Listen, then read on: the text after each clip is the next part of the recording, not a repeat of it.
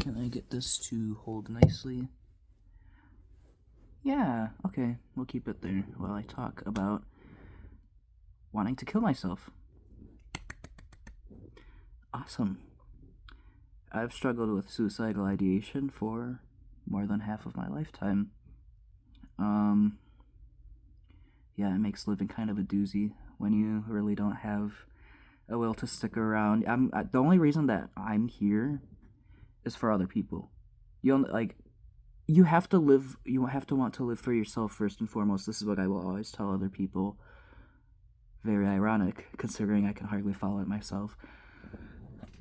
And okay, they tell you generally once you try to kill yourself, you're always going to be at risk of another potential attempt. Once you've, been to that level, it's not impossible that you'll wind up there again. That's why when you get discharged from the mental hospital, when you go in for wanting to kill yourself, they make you make a safety plan. Oh, here's all the things that I'm going to follow next time I'm in crisis mode. The reality is, if you really want to kill yourself, if you're anything like me at least, I'll try to tell as few people as possible, and I'll try to make sure that nobody can stop me because I don't want to be stopped. The first time I tried to kill myself, it was a little half-assed. I was 15. I had taken a bunch of Tylenol, extra strength Tylenol, and it really wasn't enough to necessarily kill me. It could have fucked with my liver a bit. It could have made me throw up. But I stopped after a certain point because I knew that if I died from overdose, that would involve seizing, vomiting, shitting and pissing yourself, convulsions, muscle tremors. It's not a fun time. If I'm gonna kill myself, I want it to be more painless and quick than anything. Overdosing is not that. Okay? And for the longest time, I would think, okay, jump in front of a train. So I had these train tracks. They were inactive for a while by this apartment complex after my mom and dad had split. And I'd wander there and I'd just stand there. And there was a point after, construction had ended in the area and the trains started becoming active again. And I would keep note of the time of day that they would come in and which track it came on. And you could always hear it, and you could always see the shadow of the train before it came because there was a freeway overpass, there was a bridge over top, and the tracks are down here. And the tunnel, it's over here, and you see the shadow of it chugging along before it comes along. And of course, the horn's loud as fuck, you can't miss it. I stand a foot away from the train as it passes. I'll feel all the vibrations in the ground from it's a heavy ass locomotive. The things are loud as fuck. And of course, what always stopped me is just look at the statistics. How many train conductors have so much PTSD? They almost all of them will encounter at least one person that they strike once in their lifetime.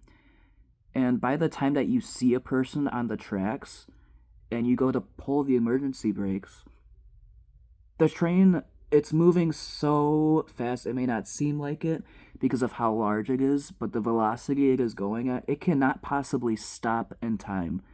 So you're going to mow that person over. All you can do is close your eyes and be pretend that you didn't hear the thunk against the front of the train as you just struck a fucking person and mowed them down into a pancake. So when I was younger, yeah, I can't do another person like that. I might not want to live, but I don't want to traumatize other people in the process of taking my life.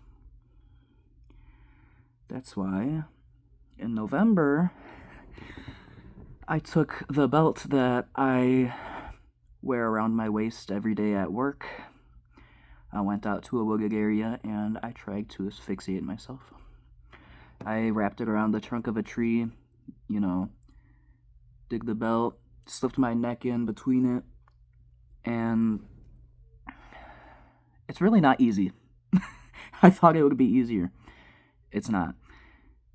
You know, I leaned forward, put all my, you know, all the pressure I could. I was crushing my windpipe, like everything here.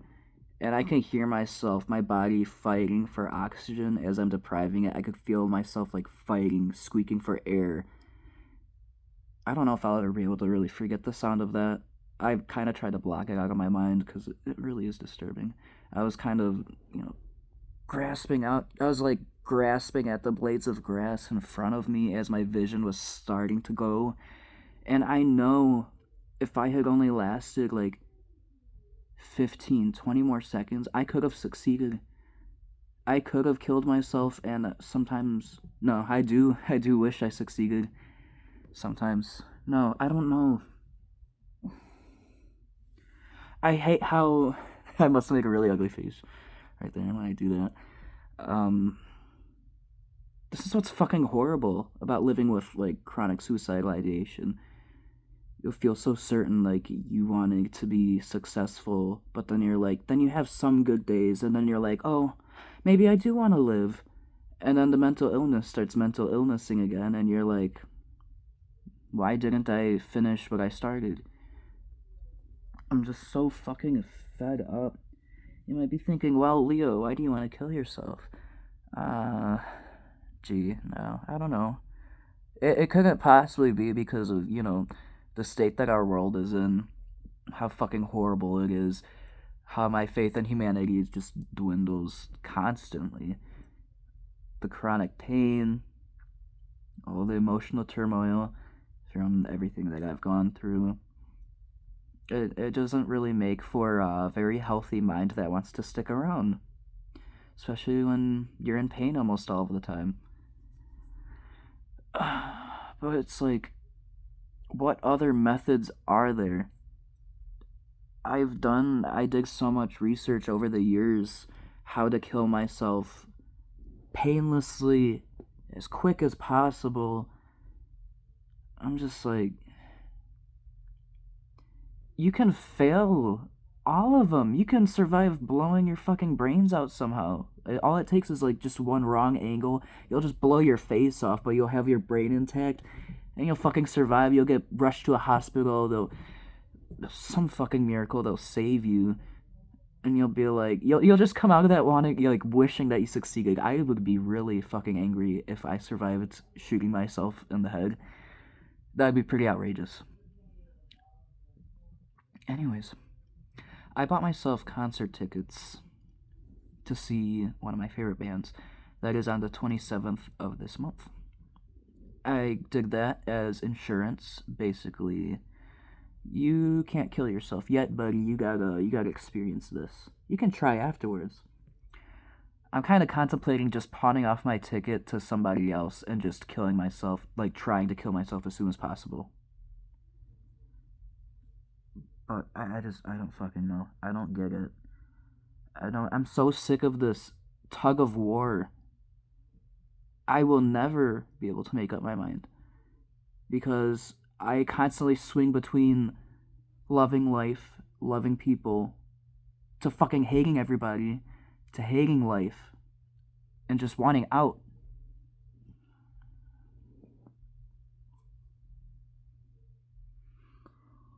And I'm gonna upload this video and what? Maybe a few people will watch it. They'll be like, oh, that's unfortunate, man. Then I'm gonna go to work tomorrow. I got some dry skin. I'm gonna go to work tomorrow. I'm gonna want to kill myself then too. It's the same fucking shit every single day. Go to work. Kill some time. Go to bed. Like, what the fuck is the point? There is no point.